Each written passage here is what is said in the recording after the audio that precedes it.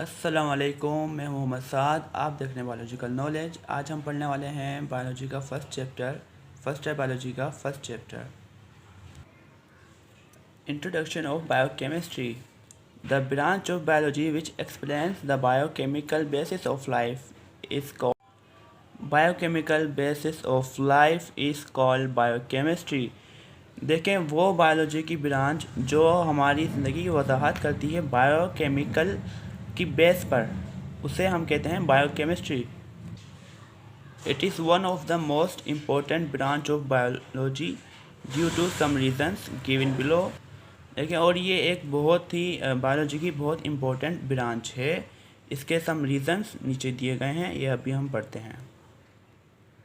It provides information about all the processes carried out in the living organisms from constructions of body structure to flow of information from nucleus, especially DNA for enzyme, protein synthesis and control of all the mechanisms। देखिए, ये हमें बताती है कि हमारे living organisms के cell में, यानी कि हमारे और प्लांट्स के सेल में वर्किंग कैसे हो रही होती है, और कंस्ट्रक्शन से लेके फ्लो ऑफ इंफॉर्मेशन तक का बताती है। यानी कि अब आपको पता है, देखें, आप पहले पढ़ चुके हैं, जो भी चीज़ हमारी बॉडी में किसी भी चीज़ की फॉर्मेशन होनी होती है, उसकी जो इंफॉर्मेशन होती है वो फ्लो होती है न्यूक्लियस से। और किसकी फॉर्म में होती है? स्पेशली डीएनए की फॉर्म में, फॉर एंजाइम, और फिर प्रोटीन के बनने के लिए और इसके कंट्रोल करने के मैकेनिज़म्स के लिए। It provides information about abnormal mechanisms which lead to disease.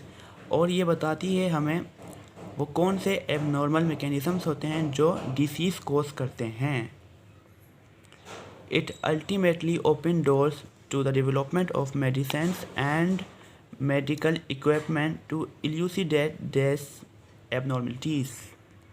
और ये अल्टीमेटली ओपन डोर है मेडिसिन के डेवलपमेंट के लिए और मेडिकल इक्विपमेंट के लिए टू elucidate these abnormalities, यानी कि एबनॉर्मलिटीज़ को मिटाने के लिए। या फिर elucidate की जो मीनिंग है वो है रिमूव।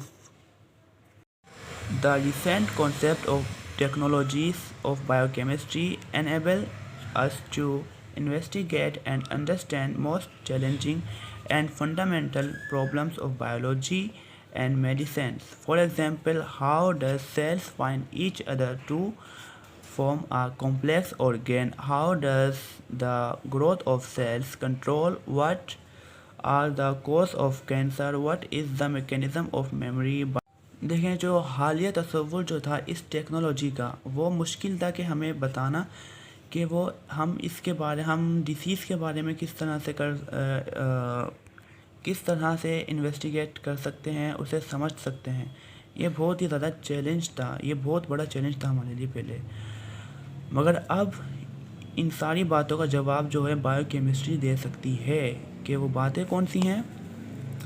हाउ डज मतलब सेल किस तरह से एक दूसरे को फाइंड करते हैं कॉम्प्लेक्स ऑर्गन बनाने के लिए, और किस तरह से सेल की ग्रोथ कंट्रोल की जा सकती है, और कैंसर कॉज कैसे होता है, क्या है कैंसर के किस चीज़ से कॉज होता है, और क्या मैकेनिज़्म होता है मेमोरी का।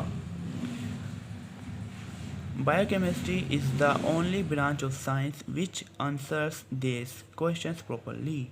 देखिए, बायोकेमिस्ट्री वाहिद ऐसी ब्रांच है जो कि इन सारी बातों का जवाब दे सकती है मुनासिब तौर पर।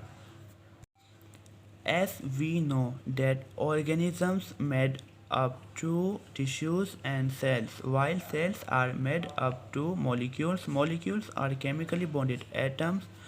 It means that fundamentally living organisms or things are made up to chemicals, which explains the second posture of cell theory.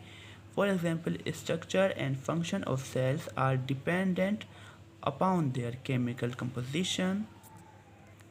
देखें, जैसे कि हम जानते हैं ऑर्गेनिज्म बने होते हैं टिश्यूज़ बने होते हैं सेल बने होते हैं मॉलिक्यूल बने होते हैं केमिकल बॉन्डेड एटम से। देखिए आप 9 में ही पढ़ चुके होंगे कि लेवल ऑफ ऑर्गेनाइजेशन के अंदर, उससे ये था कि आपने ये पढ़ा था सेल बेसिक यूनिट होता है लाइफ का, मगर अब सेल का यूनिट क्या है वो ये हैं सारे यहाँ पे लिखे हुए हैं। ओके, अब मॉलिक्यूल से बने होते हैं, फिर वो मॉलिक्यूल जो होते हैं बॉन्डेड एटम से बने हुए होते हैं, ये सारी चीज़ें आपने 9 क्लास में ये पढ़ा था कि सेल से टिश्यू बनते हैं, टिश्यू से फिर ऑर्गेन बनते हैं, ऑर्गेन से कॉम्प्लेक्स ऑर्गेन और कॉम्प्लेक्स ऑर्गेन ही ऑर्गेन सिस्टम बनता है। और जो बुनियादी तौर पर लिविंग ऑर्गेनिज्म है वो केमिकल के बने हुए हैं, जो कि हमारी अब ये देखें जो और लिविंग ऑर्गेनिजम्स हैं वो बने हैं या थिंग्स कुछ भी दुनिया में देखें सारी चीज़ जो है वो एटम से बनी हुई है। वो किसकी कंपोज है? एटम की कंपोज है। वैसे इसी तरह से सेल जो होता है वो अपनी केमिकल कंपोजिशन पर डिपेंड करता है। Therefore, it is necessary to study the chemical composition of cell and reactions which carry down in these cells to understand the different structures and metabolisms of an organism.